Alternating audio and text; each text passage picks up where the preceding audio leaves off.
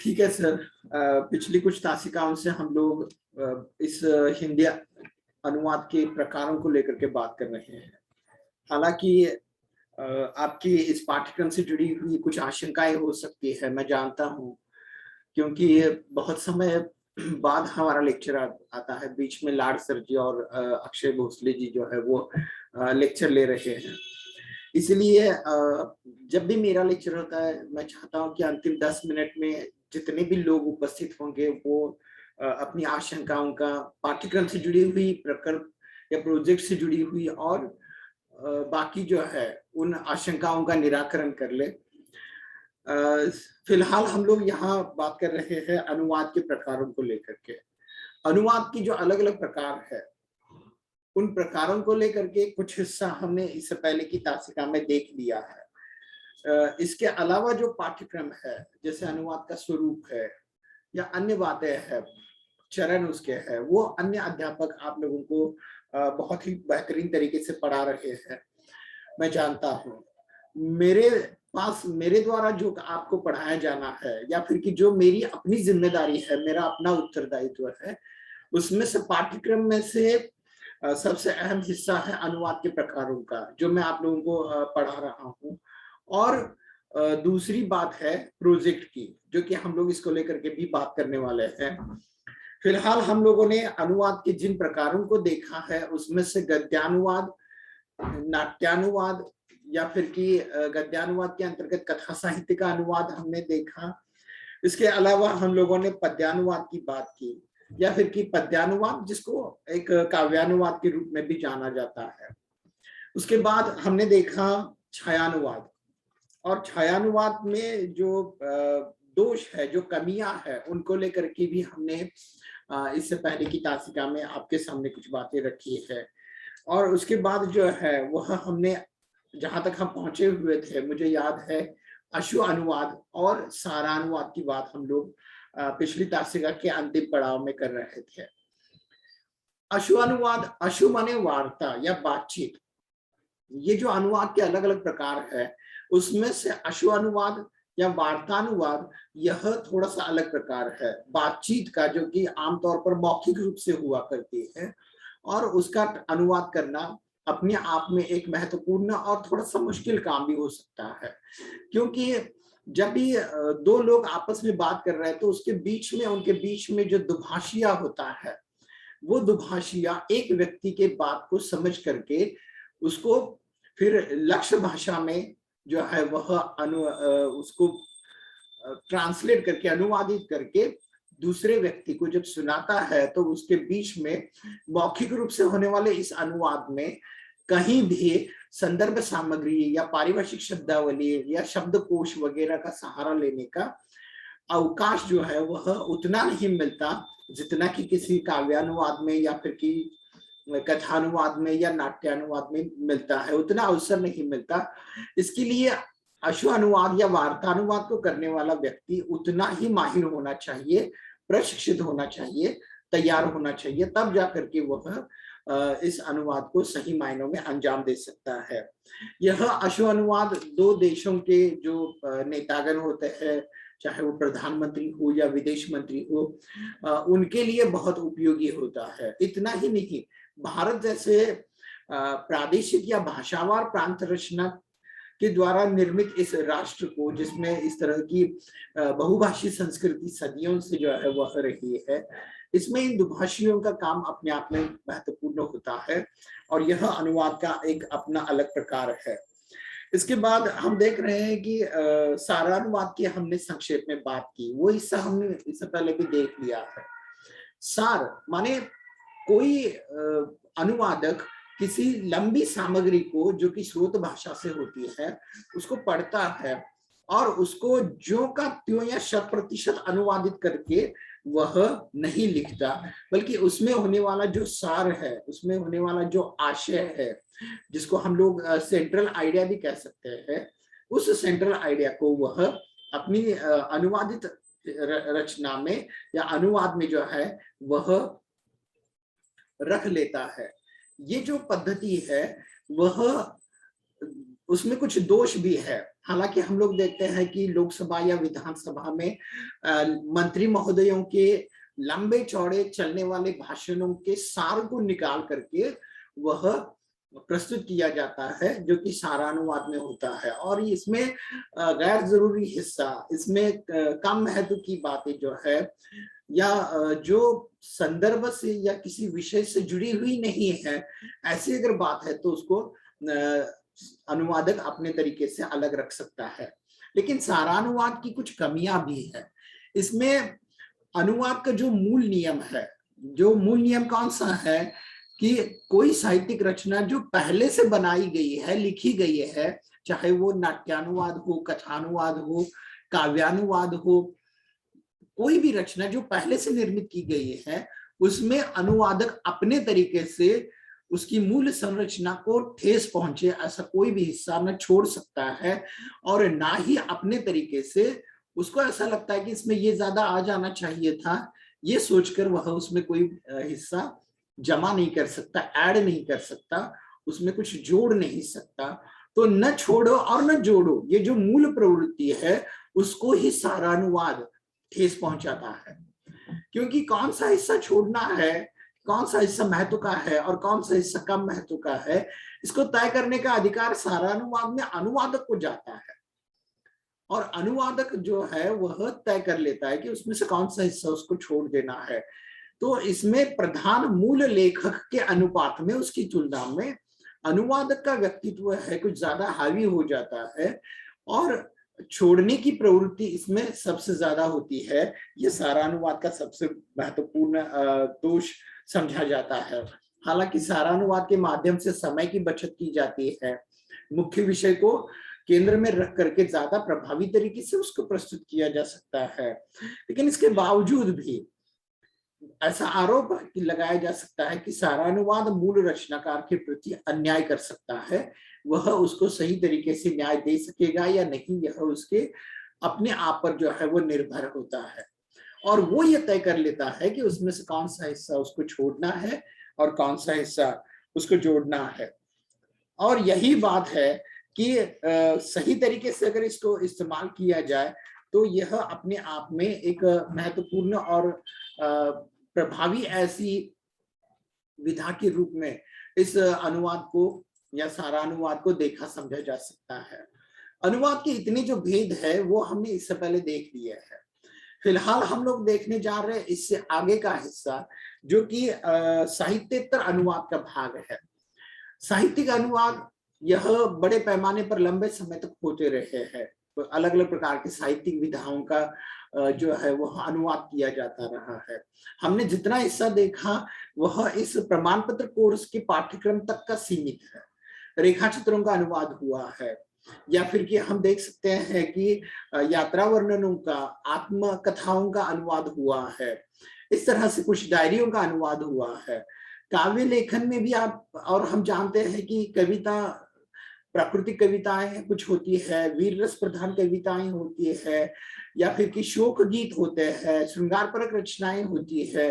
तो इस तरह से उसमें जो है वह अलग अलग प्रकार से अनुवादित हुआ करता है। एक पद्यानुवाद के अंतर्गत भी ये हिस्सा उसमें आ जाता है।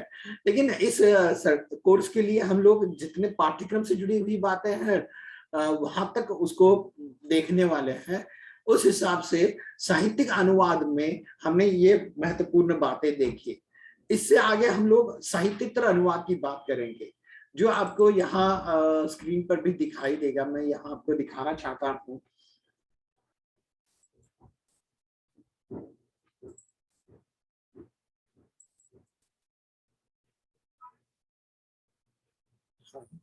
क्या सर, क्या आपको स्क्रीन पर वो अश्वानुवाद दिखाई दे रहा है ना?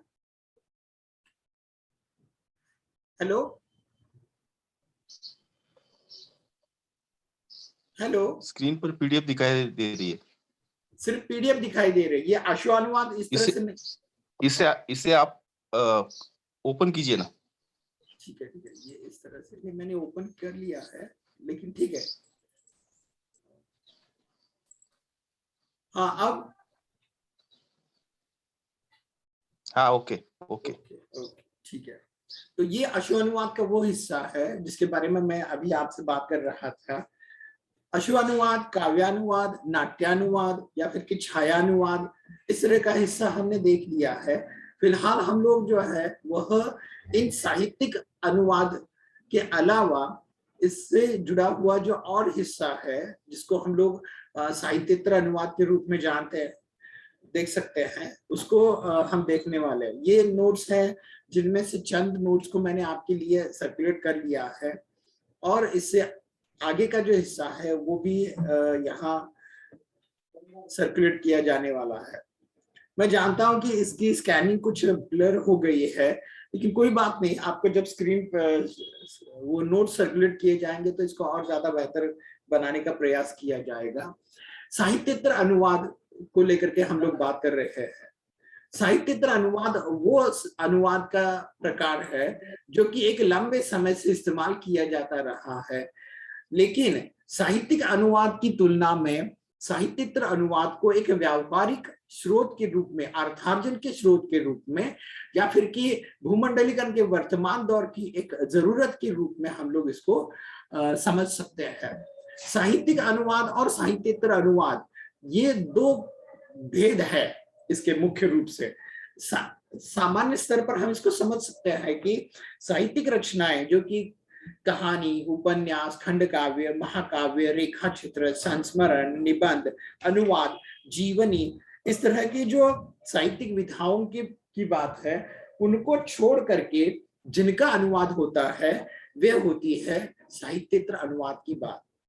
और ये साहित्य के अंतर्गत आने वाली विधाओं को इसमें सम्मिलित नहीं किया जा सकता।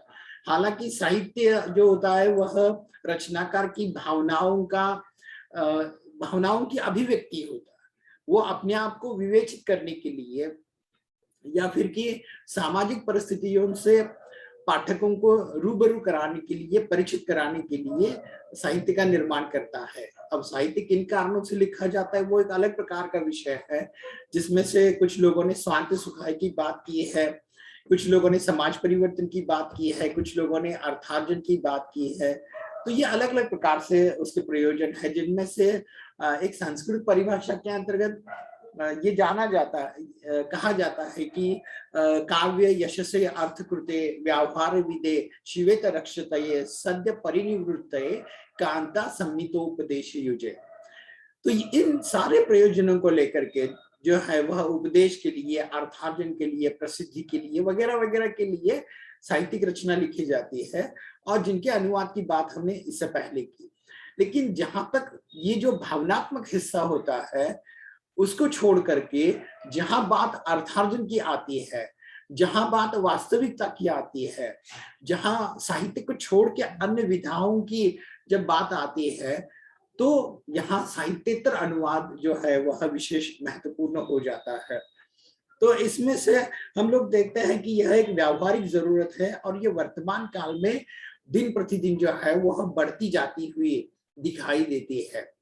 ये जो सामग्री है उसमें साहित्येतर विधा के रूप में इसको जब हम देख रहे होते हैं तो सबसे महत्वपूर्ण बात यह है इसमें कि जो सामग्री है, माने जिसको हम लोग स्रोत सामग्री के रूप में जानते हैं, या स्रोत भाषा में लिखी सामग्री, अर्थात स्रोत सामग्री जो है, उस स्रोत सामग्री को देखते समय और उसको फिर लक्ष्य भाषा में अनुवादित करते समय जो एक भावनात्मकता साहित्यिक अनुवाद में हुआ करती है, वह व्यावहारिक अनुवाद में या साहित्येतर विधा के अन्य अनुवाद में, जिसको हम लोग तकनीकी अनुवाद या फिर के अन्य कार्यालयीन अनुवादों की बात करेंगे, उसमें वो भावनात्मकता नहीं होती, बल्कि जो टेक्स्ट है, जो सामग्री है, जिसमें लिखा हुआ विचार है, वो सबसे महत्वपूर्ण होता है।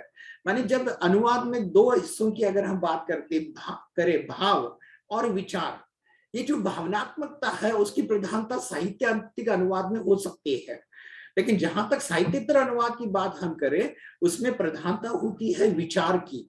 जो टेक्स्ट हमारे सामने रखा गया है उसको हम कितना 100% सुव्यवस्थित ढंग से अनुवादित करें, ये उसमें महत्वपूर्ण होता है।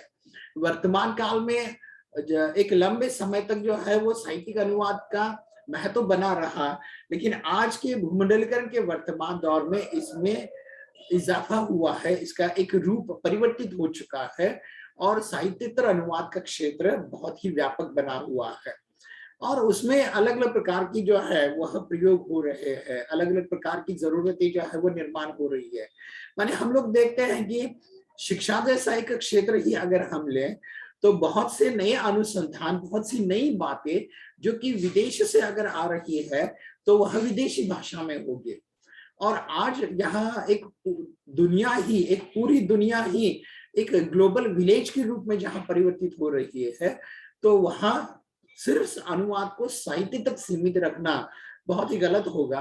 और आज हम देख रहे हैं कि ये स्वरूप बहुत व्यापक दृष्टिकोण से विकसित होता हुआ हमारे सामने रखा जाता है। माने जो जानकारी है, जो ज्ञान है, जो एक भाषा में निर्माण हुआ है या सदियों से बना हुआ है, तो उसको जब तक अनुवादित नहीं किया जाएगा तो उसको बहुत ज्यादा व्यापक क्षेत्र वाली आबादी या लोग जो है उसका लाभ नहीं उठा पाएंगे। और ज्ञान जो है वो हम जानते हैं कि सरिता की तरह होता है, कि नदी की तरह होता है, वह परिवर्तित होता रहता है। कोई एक अनुसंधान है तो उससे दो कदम आगे या एक सीढ़ी जो है वह आगे का अनुसंधान निर्माण करने के लिए पूर्व ज्ञान को आत्मसात करना उतना ही आवश्यक होता है। और उसी दृष्टिकोण से साहित्येतर अनुवाद का भी अपने आप में एक अलग महत्व है। यानी जहां अध्येताओं की संख्या बड़ी है, पुराने जमाने में हम लोग देखते हैं कि कुछ लोगों तक ही ज्ञान को सीमित रखा गया था, लेकिन फिलहाल ऐसा नहीं है। आम आदमी भी अलग अलग प्रकार के क्षेत्रों के ज्ञान को आत्मसात करने का अधिकारी बना हुआ है और ये जो ज्ञान का क्षेत्र है वह भी बहुत ही विस्तृत और व्यापक बना हुआ है। इसीलिए भाषा की जो दीवार है या भाषा को जो है वह एक रुकावट के रूप में न देखते हुए अनुवाद रूपी सेतु से उस भाषा की जो दीवार या दरार है उसको मिटाया जा सकता है। और इसीलिए साहित्येतर अनुवाद आज के जमाने में बहुत महत्वपूर्ण होता है।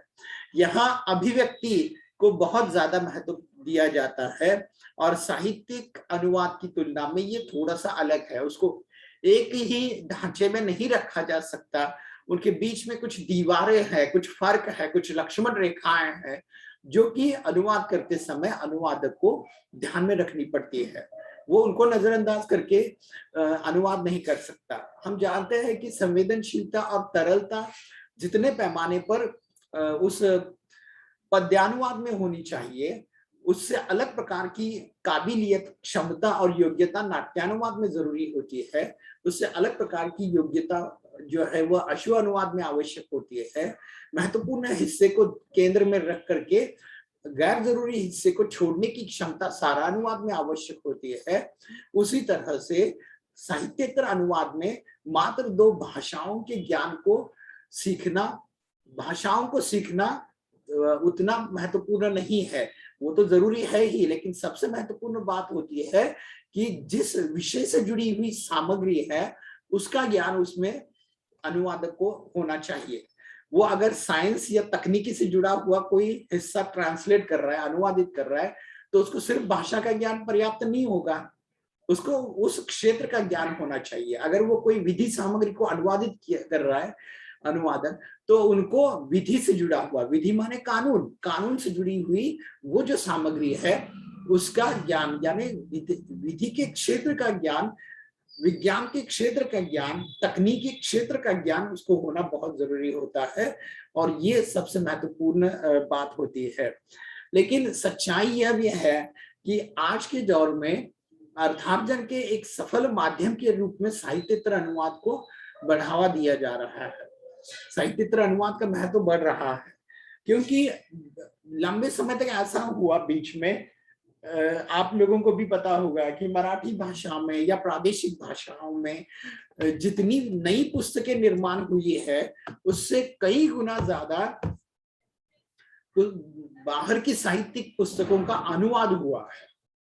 और आज ऐसा माहौल है जो कि आप जानते हैं कि अभिरुचि के लिए साहित्य पढ़ने वाले लोगों की संख्या दिन प्रतिदिन कम होती जा रही है।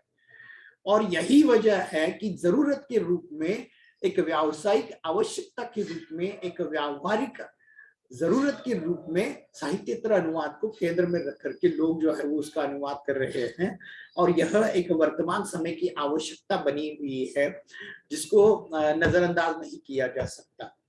अब साहित्येतर अनुवाद के जितने भी प्रकार है उसमें से सबसे पहला प्रकार है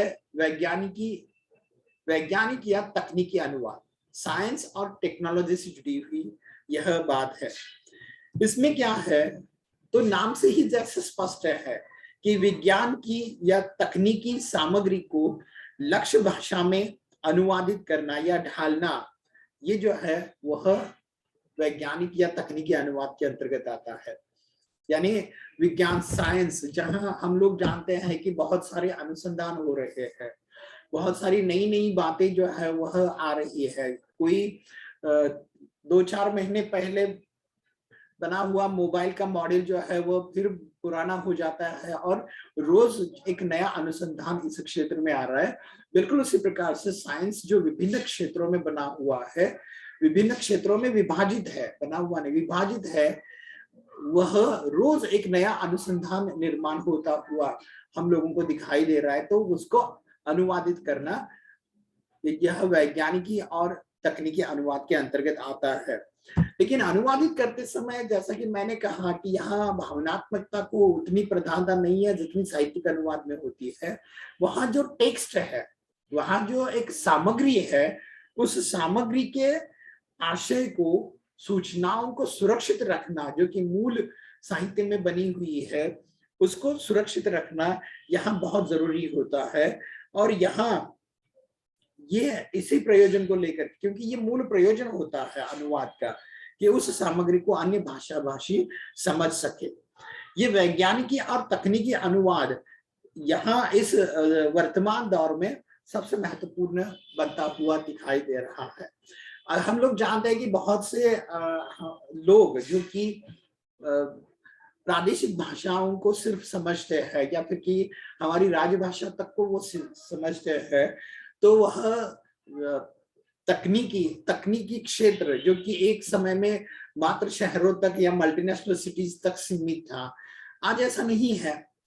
जिस हम कंप्यूटर की बात करते हैं, वह कंप्यूटर या संगणक एक क्षेत्र में सिर्फ संरक्षण के लिए इस्तेमाल किया जाता था, उसी उद्देश्य से उसका निर्माण हुआ।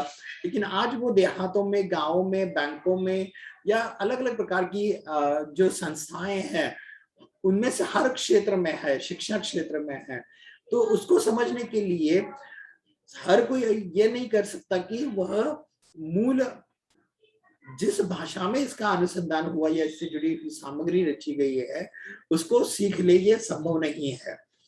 इसीलिए हम लोग देखते हैं कि यह तकनीकी सामग्री या वैज्ञानिक अनुसंधान की जो सामग्री है उसको प्राथमिक स्तर से लेकर के उच्चतम स्तर तक जो है वह विद्यार्थियों को अगर पढ़ाना है तो उनका स्तर अलग अलग है, उनकी आकलन क्षमता अलग अलग है, उनकी आयु का जो स्तर है वो भी अलग अलग है।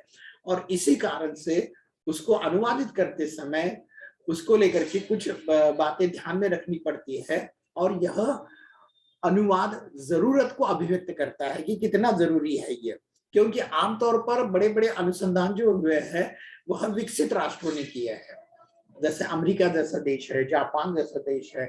ऐसे देशों में जब भी कोई नया अनुसंधान होता है तो विकसनशील देश जो कि विकास के मार्ग पर है, वहां तक अभी नहीं पहुंचे हुए हैं, तो वहां तक होने वाले लोगों को, विकसनशील देशों के लोगों को उस ज्ञान को पहुंचाने के लिए तकनीकी अनुवाद बहुत जरूरी होता है।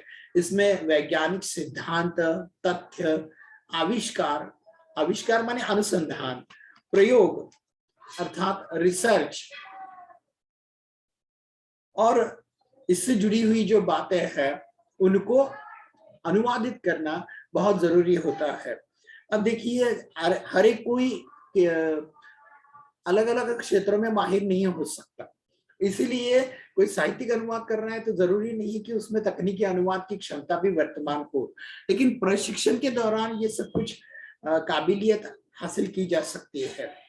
और आज हम देख रहे हैं कि पाश्चात्य देशों में या विकसित देशों में निर्माण हुए नए नए अनुसंधानों को अनुवादित करके ही वह विश्व के कोने कोने में पहुंचाई जा रही है।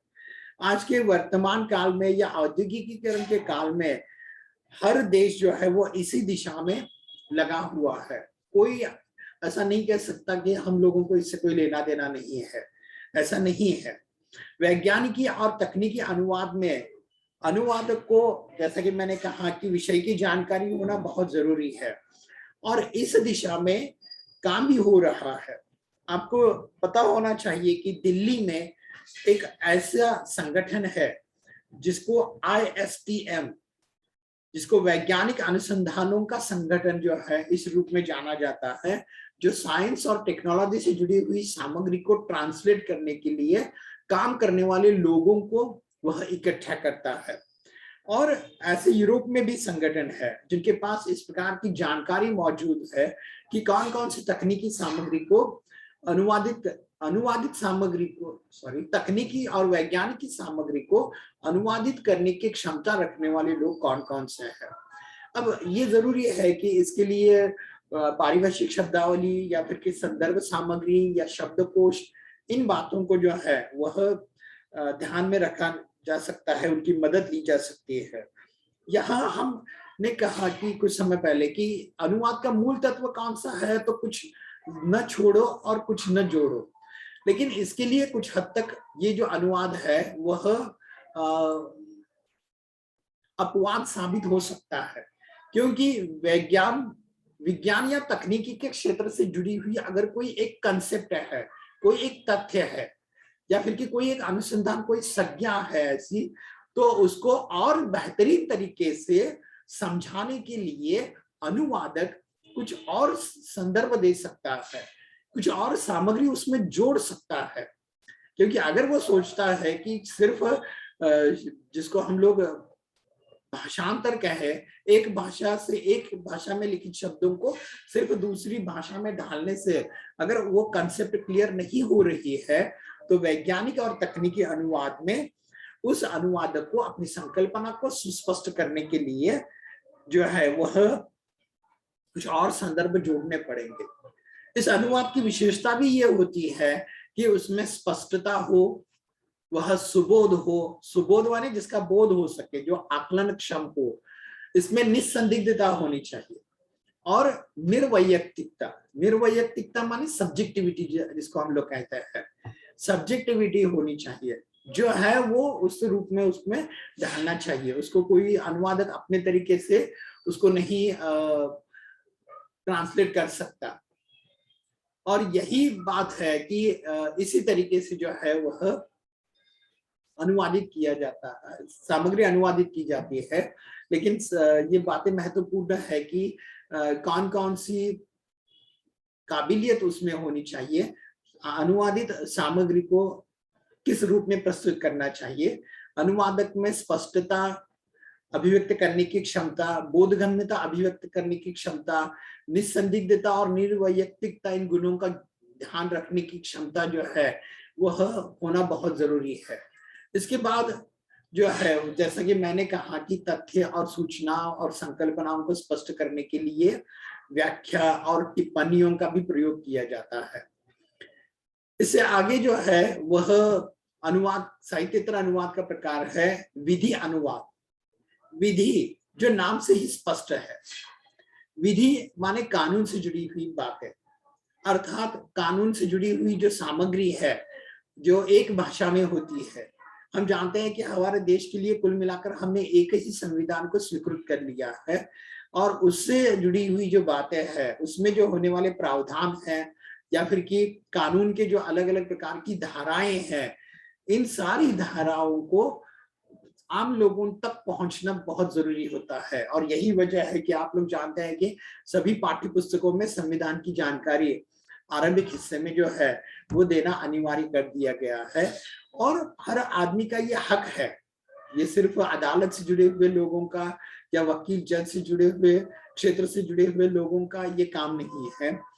लेकिन इसके बावजूद भी जहां अनुवाद की बात आती है, तो वहां कानूनी अनुवाद में कानून की अलग अलग प्रकार की किताबें, अदालत में दायर हुए अलग अलग प्रकार के मुकदमे या उससे जुड़े हुए जो अलग अलग प्रकार के कागजात है, जिसमें आवेदन पत्र है, कानून की अलग अलग प्रकार की संहिता है, संविधान के अलग अलग प्रकार के नियम, अधिनियम, संशोधित माने जो परिवर्तित किए गए हैं, उसमें कुछ फेरबदल किया गया है, ऐसे कुछ अधिनियम, संविधान और तत्संबंधी सभी संशोधित धाराओं का यहाँ समावेश होता है। कानून से जुड़ी हुई जितनी भी सामग्री है जो कि मैंने आपके सामने रखी, तो वो जो है वह इसके अंतर्गत आती है। अब ये अलग अलग प्रकार की जो कानून की धाराएं और उससे जुड़ी हुई सामग्री के अनुवाद की बात होती है, तो उसमें भी कोई अलंकारिकता हम इस्तेमाल नहीं कर सकते, कोई घुमा फिरा कर की जाने वाली बात, कोई व्यंग्यात्मकता, इस तरह का जो है वह कोई भी हिस्सा विधि साहित्य में अनुवादित नहीं करना चाहिए, या अनुवाद करते समय इस तरह की बात नहीं होनी चाहिए, बल्कि मूल सामग्री का 100% आईना ही अनुवादित सामग्री होना विधि साहित्य में जरूरी है। और जो बातें हमने तकनीकी और वैज्ञानिक अनुवाद के अंतर्गत देखी, वो भी यहाँ बहुत जरूरी है, जैसे कि अनुवादित सामग्री में स्पष्टता होनी चाहिए, निर्वैयक्तिकता होनी चाहिए, सुबोधता होनी चाहिए, या फिर कि जो है वह निसंदिग्धता होनी चाहिए। ये सारी बातें इसमें जो है वह भी लागू होती है। और जैसा कि मैंने कहा कि साहित्यिक अनुवाद में साहित्यिक अनुवाद की तरह कोई भावनात्मक हिस्सा प्रधान नहीं होता, कि भले ही वह साहित्यिक अनुवाद में महत्व रखता हो, लेकिन यहाँ इस तरह की कोई गुंजाइश नहीं होती। यह ज्यों का त्यों जो है वह अनुवाद करना पड़ता है। इसमें अलंकारिकता की जरूरत नहीं है, जैसा मैंने कहा व्यंग्यात्मकता और ध्वन्यात्मकता को कोई स्थान नहीं होता। और इसी प्रकार से यह एक प्रशिक्षित अनुवादक ही इसको कर सकता है। हम अनुमान लगा सकते हैं कि सिर्फ 2 भाषाओं का ज्ञान होने वाला आदमी संविधान के किसी प्रावधान को या अनुच्छेद को या मुकदमे को अनुवादित करने की क्षमता रखता ही हो, ऐसा नहीं हो सकता। और इसीलिए इस तरह का काम करते समय बहुत सतर्कता बरतनी पड़ती है, क्योंकि कोई भी इसको अपने तरीके से अपने मत के अनुसार अनुवादित नहीं कर सकता। अब इसके बाद का जो हिस्सा है, जिसमें प्रशासनिक अनुवाद और व्यावसायिक या वाणिज्यिक अनुवाद की बातें हम आने वाली तासिका में करेंगे। फिलहाल हम लोग आप लोगों की पाठ्यक्रम से जुड़ी हुई जो आशंकाएं हैं उनका निराकरण करने के लिए समय रख रहे हैं।